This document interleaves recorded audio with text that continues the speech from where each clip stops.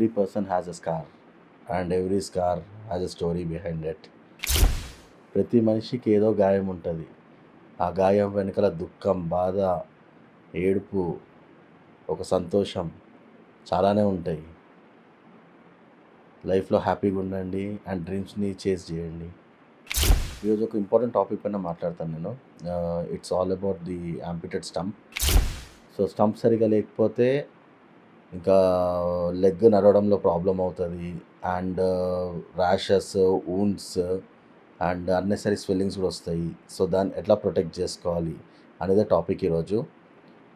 So amputation అయ్యి కూడా చాలామంది చిన్న చిన్న ప్రాబ్లమ్స్ ఉంటాయి. సో బేసికల్ అది అన్హైజీన్ వల్ల అవ్వచ్చు, లేకపోతే ప్రాస్థెటిక్ ఇంబ్యాలెన్స్ వల్ల కూడా అవ్వచ్చు.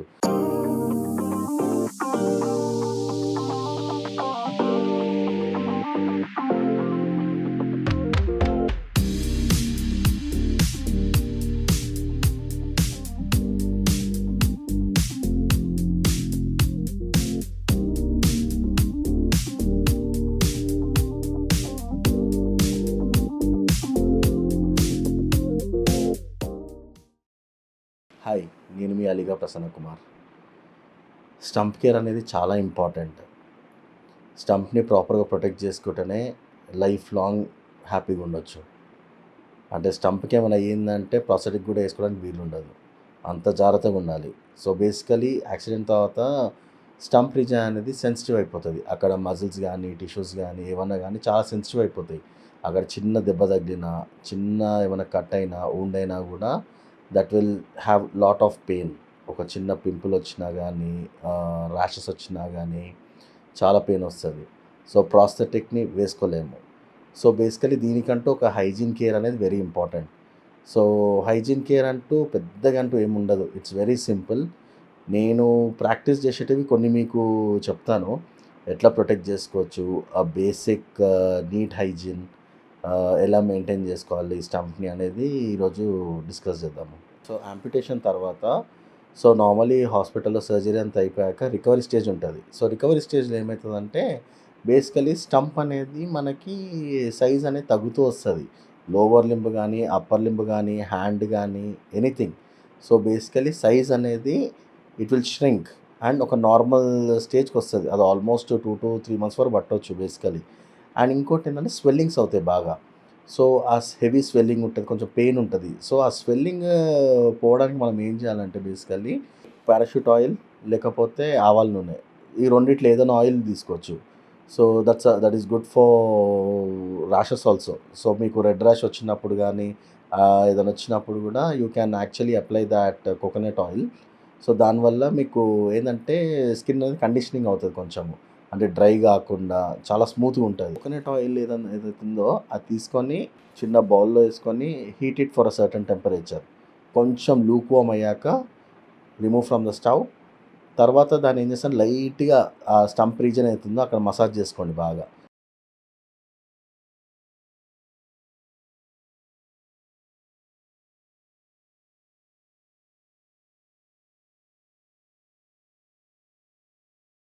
సో బాగా మసాజ్ చేసి స్టార్టింగ్లో పెయిన్ ఉంటుంది, బట్ ఈవెన్ దో కొంచెం మేక్ ష్యూర్ దట్ ప్రెషర్ అనేది ఇంప్లిమెంట్ చేయండి దాని మీద కొంచెం కొంచెం. సో ప్రెషర్ ఇంప్లిమెంట్ చేసినప్పుడు ఏమవుతుంది అంటే మజిల్ అనేది రిలాక్స్ అవుతుంది. సో ఒక్కసారి ఇదంతా మీరు అంత మసాజ్ నీట్గా చేసుకున్నాక ఒక 3 to 5 minutes వరకు, then what you do is, మన క్రేప్ బ్యాండేజ్ ఉంటుంది కదండి, ఆ క్రేప్ బ్యాండేజ్ని you have to roll it over. So ప్రాపర్గా క్రేప్ బ్యాండేజ్ని టైట్గా కట్టాలి, లూజ్గా కాదు, టైట్గా కట్టాలి. అంటే అది ఎంత గట్టిగా కడితే అంత పెయిన్, స్వెల్లింగ్ అనేది రెడ్యూస్ అవుతుంది, పెయిన్ కూడా రెడ్యూస్ అవుతుంది దాంతో. సో టైట్ హార్డర్ నేను చూపిస్తున్న చూడండి, అట్లా టై చేయండి గట్టిగా.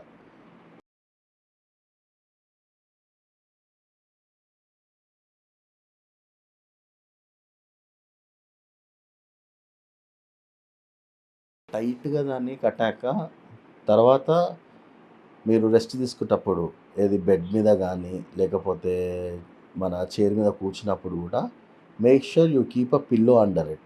సో పిల్లో పైన పెట్టుకొని కొంచెం రెస్ట్ తీసుకుంటే మీకు ఆ రిలాక్సేషన్ ఉంటుంది.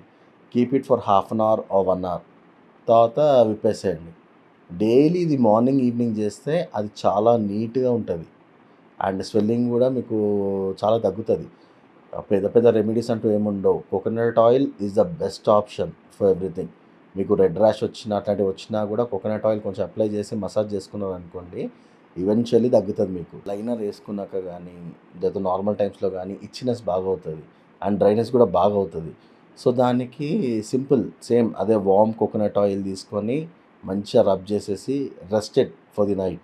And next day morning soap పెట్టకుండా జస్ట్ వాటర్‌తో క్లీన్ చేసుకొని డ్యామ్ చేసుకుంటే సరిపోద్ది.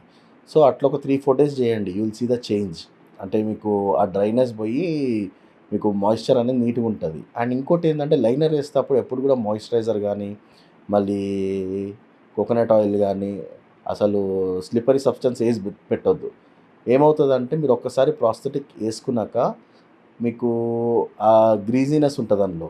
సో, మీరు ప్రాస్థెటిక్ ఏసుకొని వాక్ చేస్తున్నప్పుడు స్లిప్ అయిపోతుంటది. నార్మల్ స్టంప్‌ని ఎట్లా మెయింటైన్ చేసుకోవాలంటే ఆయిల్‌తో మసాజ్ చేసుకున్నాక night time, next day morning medicated soap గానీ, లేకపోతే బాడీ వాష్ గానీ, లేదా అంటే ఎక్కువ కెమికల్స్ లేనిది ఉంటే బెటర్.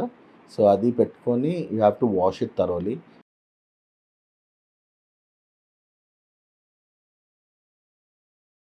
నీట్‌గా వాష్ చేసుకున్నాక మరి మీరు ఒక సెపరేట్ క్లాత్ అనేది మెయింటైన్ చేసుకోండి దానికి.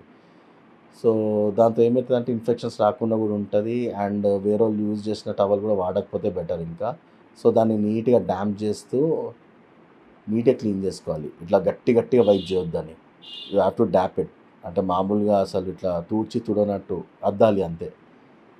అండ్ ఎక్కువ రబ్ చేస్తే గూడా ఇట్స్ నాట్ గుడ్. చాలామంది స్టంప్ దగ్గర ఇరిటేషన్ అవుతుందని చెప్పేసి షేవ్ చేస్తారు అండ్ ట్రిమ్ చేస్తారు. దాంతో మేజర్ డిసడ్వాంటేజ్ ఏందంటే హెయిర్ రీగ్రోత్ అయినప్పుడు హెయిర్ ఫాలికల్ అవుతది. హెయిర్ గ్రో అవుతున్నప్పుడు ఓ బ్లిస్టర్ ఫార్మ్ అవుతుంది మీకు. సో, ఆ బ్లిస్టర్‌లో ఒక హెయిర్ ఉంటది. సో, ఆ బ్లిస్టర్ ఫార్మ్ అయ్యి చాలా పెద్దగయితది. సో, అది చాలా పెయిన్‌ఫుల్ ఉంటది. అది అంత ఈజీగా బ్రేక్ గాదు. And you have to almost ఒక 5, 6 డేస్ అనేది ఒక పెయిన్ అనేది ఉంటది. చాలామందికి 10 డేస్ గూడా ఉంటదది. సో, అది బేసికల్లీ షేవింగ్ చేయడం వల్ల వస్తది. సో, అంతగా హెయిర్ ఉందన్నప్పుడు you have to just cut it with the scissors. చాలా సేపు వరకు లెగ్ ఏసుకోవడం వల్ల గానీ, morning to evening and 24 hours and travel చేసినప్పుడు ఎక్కువ హీట్ వల్ల గానీ, హీట్ బాయిల్ ఫార్మ్ అయితాయి. స్పెషల్లీ సమ్మర్‌లో ఎక్కువవుతాయి అది. సో, ఆ టైంలో ఏం చేయాలన్నప్పుడు నడవడానికి గాదు మనకి. సో, ఆ ప్రాస్థెటిక్ అనేది మనకి తగులుతూ ఉంటది. When you walk. సో, మళ్ళీ లింప్ అనేది వస్తుంటది. సో, బేసికల్లీ ఈ 5, 6 డేస్ మీరు సరిగ్గా దాన్ని ప్రొటెక్ట్ చేసుకోకపోతే వాకింగ్ స్టైల్ అనేది చేంజ్ అయిపోతది ఆ లింప్ వల్ల. So, what you have to do to that is మీకు సోఫ్రమెసిన్ క్రీమ్ అని దొరుకుతది బయట. అమెజాన్‌లో గూడా ఉంటది మీకు.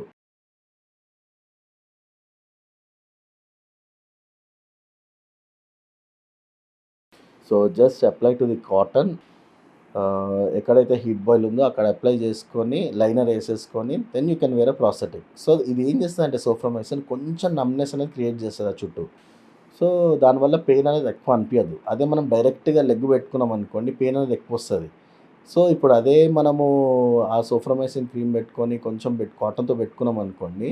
సో, ఒక 2 డేస్‌కి అది హీట్‌కి అది హీట్ బాల్ అనేది బ్లాస్ట్ అయిపోతది. సో, పెయిన్ అనేది రెడ్యూస్ అవుతది మనకి. సో, బ్లాస్ట్ అయ్యే వరకు పెయిన్ ఉంటది. బ్లాస్ట్ అయ్యాక కొంచెం రిలీఫ్ ఉంటది. సో, ఇదొకటి యూజ్ చేసుకోవచ్చు. సో, మీకెప్పుడైనా ఇంకా సివియర్ పెయిన్ ఉంది అన్నప్పుడు మీకు మెడికల్ షాప్‌లో టాప్ ల్యాప్ అని క్రీమ్ దొరుకుతది. సో, టాప్ ల్యాప్ ఏం చేస్తదంటే అది కూడా నమ్‌నెస్ క్రియేట్ అవుతది దాంతోటి. So, it's like a small anaesthesia టైపే ఉంటదది క్రీమ్. సో, మీకు అది ఎక్కడైతే మీకు బ్లిస్టర్ వచ్చినా, ఎక్కడైతే మీకు ఆ హీట్ బాయిల్ వచ్చినా కూడా కాటన్ తోటి కొంచెం కాటన్ ఎక్కువ పెట్టుకొని అప్లై చేసుకొని then you can put your prosthetic. కొద్దిసేపటికి ఆ నమ్‌నెస్ అనేది మీకు ఆ రిలీఫ్ అనేది ఉంటది. I can't say it's 100% relief ఇస్తదని కాదు. బట్ ఎక్కడో పెయిన్ అయితే ఒక 40, 50% అనేది రెడ్యూస్ అవుతది మీకు. ఓకే. అండ్ ఇప్పుడు ఎమర్జెన్సీ బయటికెళ్ళాలి పనులున్నాయి మనకి. కానీ హీట్ బాయిల్‌తో వెళ్ళలేం గదా! సో, ఆబ్వియస్‌లీ ఇది కొన్ని రెమెడీస్. ఇంకోటేందంటే you can consult your doctor also. దానికి యాంటీబయోటిక్స్ ఇస్తే కూడా తగ్గుతది.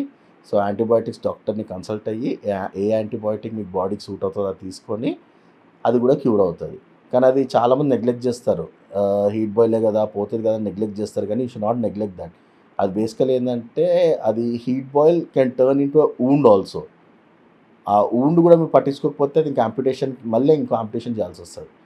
సో, చాలా జాగ్రత్తగుండాలి. సో, లైనర్‌కి ఎవ్రీడే క్లీనింగ్ అనేది వెరీ ఇంపార్టెంట్. బయటికెళ్ళి రాగానే ఫస్ట్ థింగ్. లైనర్లో కొన్ని లూకోమ్ వాటర్ వేసేసి దానిలో కొంచెం డెటాల్ మిక్స్ చేసేసి you have to shake it properly. Shake చేయవచ్చు, లేకపోతే లోపల చేయి పెట్టి క్లీన్ చేయవచ్చు.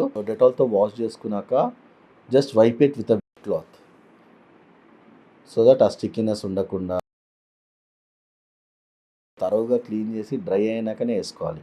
చాలామంది ఏం చేస్తారంటే 3-4 డేస్కి అట్లా క్లీన్ చేస్తుంటారు. అది కరెక్ట్ వే కాదు అది. ఎందుకంటే ఆల్రెడీ బ్యాక్టీరియా అనేది దానిలో ఉంటుంది. సో ఆ స్వెట్ ఫామ్ అయ్యి మీ డైలీ ఆ స్వెట్ ఫామ్ అవుతూ అది రెడ్ ర్యాషెస్ కూడా అవుతాయి దానివల్ల. So make sure it is very much clean. And మంత్కి ఒకసారి ఏం చేస్తారంటే లైనర్ అవుట్ సైడ్ కూడా క్లీన్ చేసుకొని డ్రై చేసుకుంటే బెటర్. ఇంకా ఈ చిన్న టిప్స్ అని మీకు హెల్ప్ అవుతుందని అనుకుంటున్నాను నేను. మీకేమన్నా ఇంకా క్వశ్చన్స్ ఉన్నా కానీ, ఇంకేమన్నా లెగ్ రిలేటెడ్ ప్రాబ్లమ్స్ ఉన్నా కానీ నన్ను డైరెక్ట్గా కన్సల్ట్ అవ్వండి మీరు. నా Instagram handle and YouTube handle పెడుతున్నాను. మెసేజ్ చేయండి, నేను రిటర్న్ మెసేజ్ చేస్తాను మీకు, ఆర్ కాల్ చేస్తాను, ఆర్ ఇఫ్ పాసిబుల్ పర్సనల్గా మీట్ అయ్యి కూడా ప్రాబ్లం ఏంటనేది చూస్తాను. Okay, some of the other way guidance మాత్రం నేను ఇస్తాను మీకు. Okay, yeah, be strong, be safe.